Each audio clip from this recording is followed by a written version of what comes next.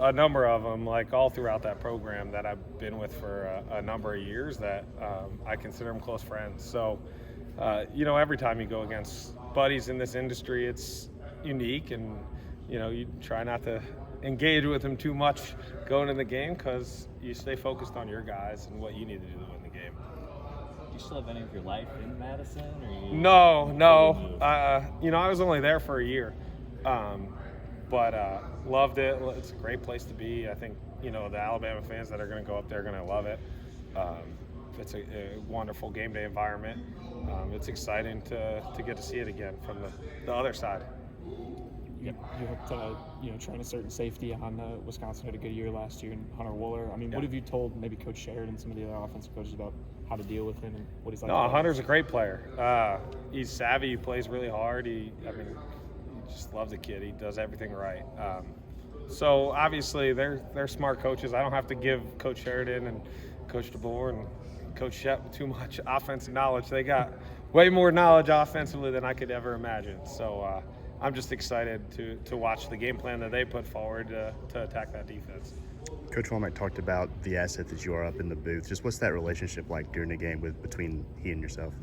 It's great. I mean, we've done it before, right? So we did it for 2 years at South Alabama, and then back together. I think it's always been my role in the booth as long as I've been coaching. So just trying to see things from a bird's eye view perspective, and letting the coaches on the field know what you're seeing and trying to anticipate some of the things that are happening. Take your emotions out of it a little bit when you're not with the guys every play, and get a different perspective on things. And speaking of your position group, Coach, last week versus UCF, they had a couple gashing runs and stuff. Wisconsin's going to try to do the same thing with their running backs. How do you prepare them just to gear up for the run or stop, to make those stops when necessary? They're great running backs at Wisconsin. Physical kids do a really good job getting downhill, and their coach does a great job coaching them up. And I think they're create their own unique issues. It's different than USF, but we're going to have to come to play physical football, and we're going to have to bring them to the ground and really, they're grown men running the ball. Sorry if you were asked about this earlier, but you've worked with Coach Fickle for a while. Just what makes him a good head coach? Oh, he's a great head coach. I think his ability to communicate with players and push his staff is unique, and he's extremely talented. He's been around some of the best coaches in the football industry, got to work for them. I couldn't be happier about getting the experience to work for him. Truly a great person, but also somebody that I learned a lot from. We talked to you in the spring too, but just what was it about Alabama that drew you here to take this position? Well, there's a lot of things, right? One, it was the work with Coach Womack and Coach DeBoer to get back into that system with Coach Womack's great, and I think the players and the ability that the players here have, and the brand is second to none in college football, and who wouldn't want to be a part of it? Talking about the ability of your players, just kind of what did you see from your group against USF in this last game?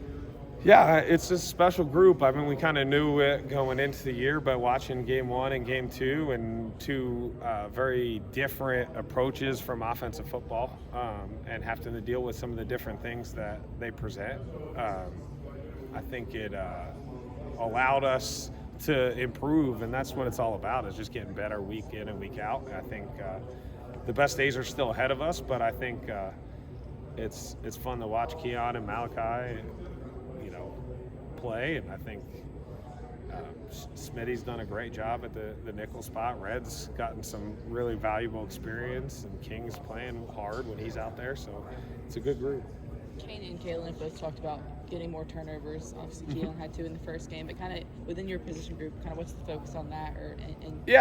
Somewhat you got to let them come to you, right? If you play aggressive and you recognize route concepts and you attack, they're going to come eventually. We got to keep making it an emphasis in every practice and every opportunity. We can't chase them, because when you chase them, that's when you give up big plays. So we have a very specific way of working them and attacking route concepts, and I think we saw Keon able to do that in the first game. Second game, we had some opportunities that didn't necessarily make them, and they'll come. Just with having, Keon's obviously kind of emerged as a leader himself. You've got Malachi and Yep. Devontae are veteran guys. How helpful is that, with you, with coaching, to have kind of coaches on the field like that helping out? It's awesome. I think anytime you're in year one with a new coaching staff, there's a lot of change going on. And it takes great leaders to bring kids through that change. And that's what's pretty awesome to watch Malachi and Keon, two guys from different backgrounds coming in, different perspectives maybe of how Michigan did it in the past and how Alabama did it in the past, both growing under a new system and taking the reins and leading the back end. I think it's really important. On Wisconsin, have you, kind of given your guys an idea of what they're going to expect? I know they've been pumping the crowd noise into practice. Have you, given them a read? Yeah. I mean, I try to give them a little bit of an environment and perspective, but I think all the guys that have played at Alabama before know what a big road environment's like. And obviously Wisconsin's going to be hyped up for this game just like every SEC opponent has been in the past. And every time Alabama goes on the road, it's a big environment. So they're ready for it, but we're excited to see Wisconsin.